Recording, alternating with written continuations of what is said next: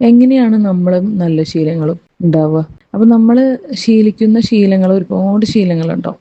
അതിൽ നമ്മൾ ഒഴിവാക്കേണ്ട ശീലങ്ങളും നമ്മൾ ഇനിയും ഇനിയും ഉണ്ടാക്കിയെടുക്കേണ്ട ശീലങ്ങളും ഉണ്ടാകാം. അപ്പോൾ ഓരോ സമയങ്ങളിലും, നമ്മൾ ഓരോ വർഷങ്ങളിലും, നമ്മൾ ഓരോ ദിവസങ്ങളിലും നമ്മളിൽ ഉണ്ടാകുന്ന മാറ്റങ്ങൾ നമ്മളുടെ ശീലങ്ങളിൽ നിന്ന് നമ്മൾ കാണാൻ കഴിയും ആ ഒരു മാറ്റം.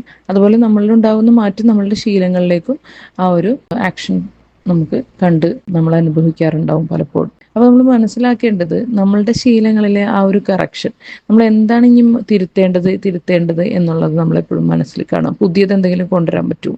അപ്പൊ പഴയത് എന്തെങ്കിലും മായ്ക്കുവാണെന്നുണ്ടെങ്കിൽ പുതിയ നല്ല പോസിറ്റീവ് ശീലം അതിൻ്റെ അകത്ത് വെക്കാം. അപ്പൊ അത് ഉടനീളം നമ്മൾക്ക് മുമ്പോട്ട് കൊണ്ടുപോകാനുള്ള ഒരു പ്രചോദനം ഉണ്ടാവും. ആ ഒരു റിഫ്രഷ്മെന്റ് എപ്പോഴും നമുക്ക് നല്ലതായിരിക്കും.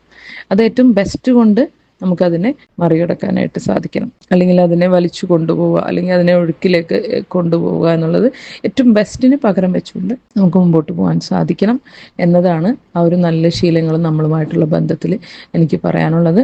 അപ്പോൾ അതിൽ നമ്മൾക്ക് എന്തെങ്കിലും ആവശ്യങ്ങളോ തിരുത്തലുകളോ എന്തുണ്ടെങ്കിലും കണക്ട് ചെയ്യുക.